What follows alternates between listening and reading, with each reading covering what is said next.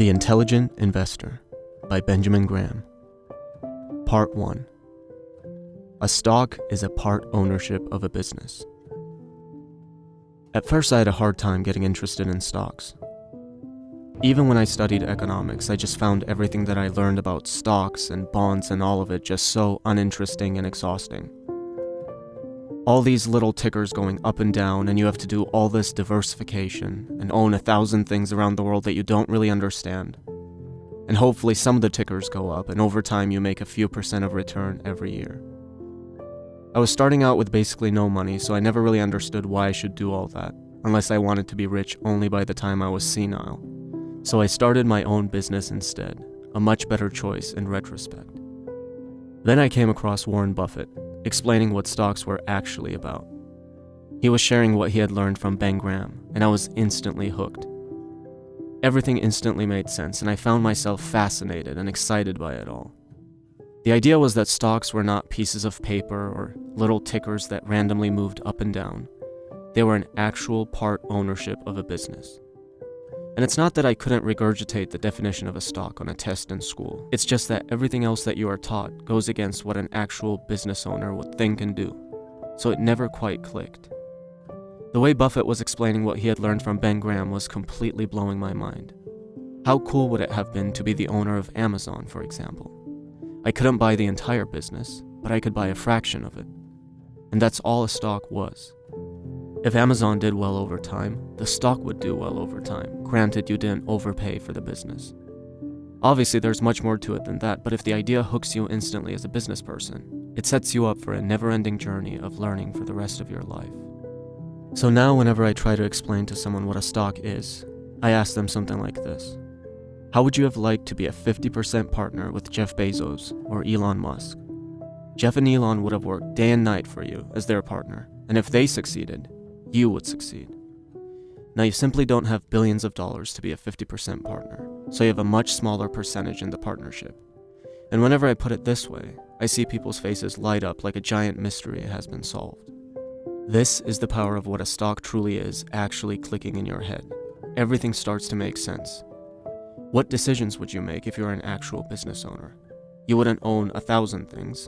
Instead, you would probably own a few things that you knew well. You wouldn't buy a business today and sell it tomorrow when the ticker moves up or down a little bit.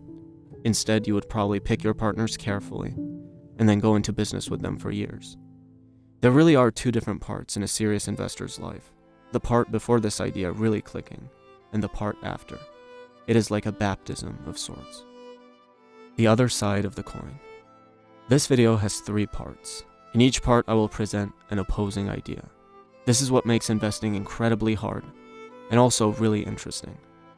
There are broadly 2 types of people you'll meet in life. The first type are the ones that want to know exact, straightforward answers to all the problems, and what needs to be done in every situation. They want quote-unquote experts, for example, to tell them what to do, and they'll just do what they're told. This type of person will have a very hard time investing and most likely hate the constant ambiguity. Then there are those who are okay with there not being a straightforward answer to everything. The ones that constantly sharpen their analytical skills and hope that when the shit hits the fan, their accumulated judgment will lead them to more right decisions than wrong decisions.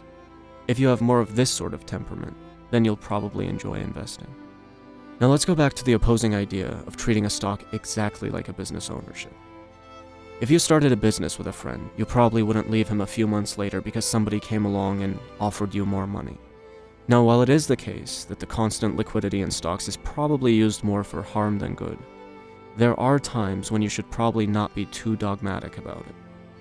If the stock rises very quickly and your expected return becomes very low as a result, it might make sense to sell. If you discover a much better idea shortly after purchasing a stock, again, it might be wise to switch to the better idea as opposed to staying dogmatic about business ownership. You should know all the rules, but also have a good feel for when to break them. In fact, Buffett in his earlier, more successful days had much more turnover than he did later. The famous quote about holding things forever only came along after he had made so much money that he started prioritizing his relationships and business over making even more money, which is completely understandable, but not really something a young person trying to build wealth needs to emulate at that stage in life. Part 2. Mr. Market. Let's say you had decided to partner with Jeff Bezos or Elon Musk for at least the next few years. The next day, a drunk person shows up at your door and says that your partnership is now slightly less valuable in his opinion, and that he will pay you a few dollars less than you paid for it. This is Ben Graham's idea of the manic-depressive Mr. Market, and what people do at this point is panic and give their partnership away. It's kind of crazy to think about it that way, and it gets crazier when you realize that the market will do this second by second every day. Now, to be fair, the reason most people give in to Mr. Market so easily is because they didn't actually do the research. They really have no idea about what they own or how much the thing should be valued at, and it's hard to hold on to something like that. Contrast that with buying a house. If you bought a house today, you would do a lot of research, have it appraised, have it checked for any structural damage or leaks, and finally decide it's a good idea to buy.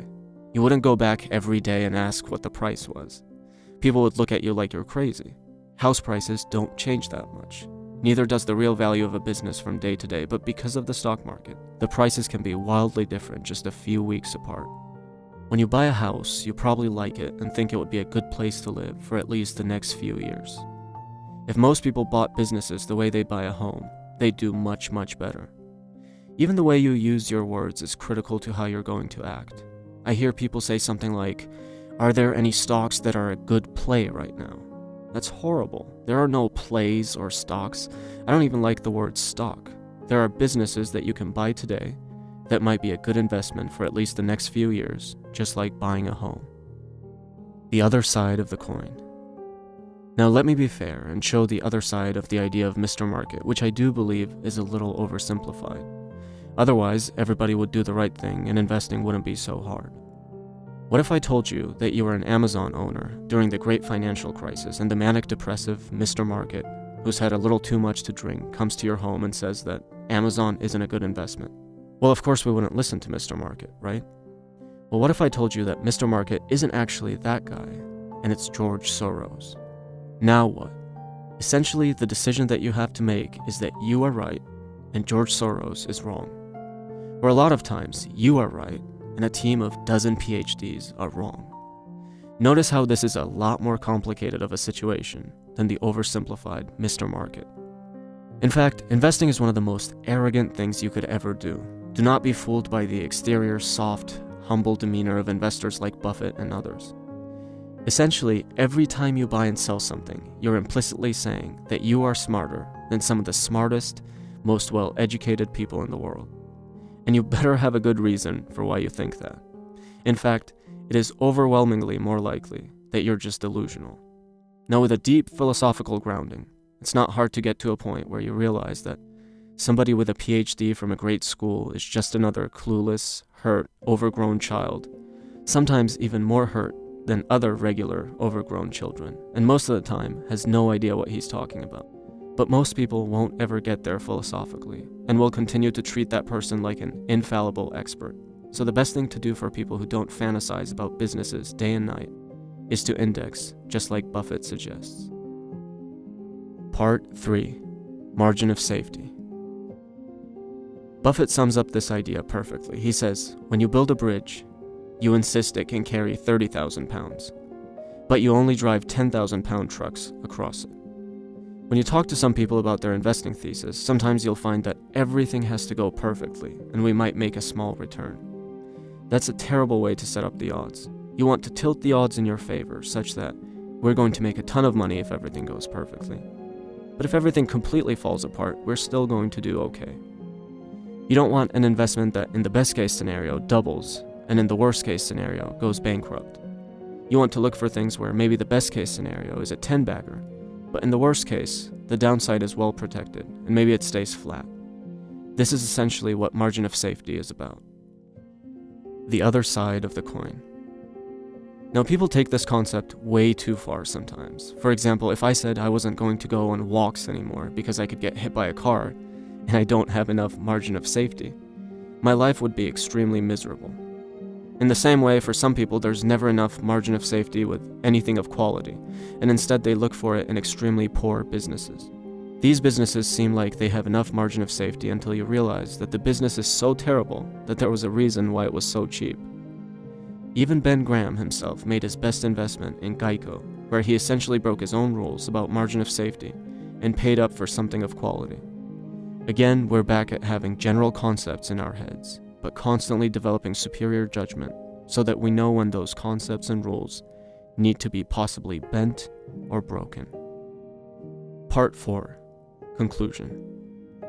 Honestly, I would only recommend this book to someone if I wanted them to hate investing and never learn about it. The book is extremely long for how little it has to teach, is overly complicated for no reason, and is completely outdated. The outdated part isn't Ben Graham's fault because investing is a game that constantly changes. You can't write a great book for something where the rules constantly change. If I wrote a book about the YouTube algorithm, it would be a terrible book in 5 years no matter how well I wrote it. It was absolutely the best book in the mid-1900s, but there's no reason why this book needs to be worshipped to the extent that it is, apart from the general respect for it for being a huge part of the stock market history. Now let me make sure to warn you to never say any of this in any sort of investing cult, and there are so many investing cults. It's like high school where these little dorks form all these little groups and label themselves with nonsensical names like value investors, growth investors, etc.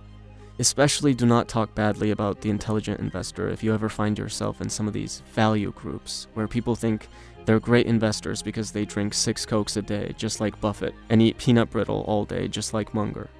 The same way a pseudo-intellectual has to pretend to constantly be reading Dostoevsky in his spare time, the pseudo-value investor has to pretend to constantly be rereading and enjoying the intelligent investor and security analysis.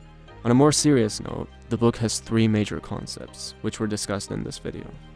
They actually all have an opposing side that you have to be careful of as well. A lot of times you'll see people who would have bought something like Google, but read Ben Graham and bought some concrete factory instead that went bankrupt. Investing is hard. There are very broad guidelines and no perfectly set rules. If that excites you instead of overwhelming you, it might be something you want to look into more. Oh, and please do not read The Intelligent Investor as your first investing book. People tend to have some weird, unearned sense of accomplishment from reading a book over watching a video or listening to a podcast. But if you must read an investing book to get started, I'd highly recommend One Up on Wall Street by Peter Lynch over any other book.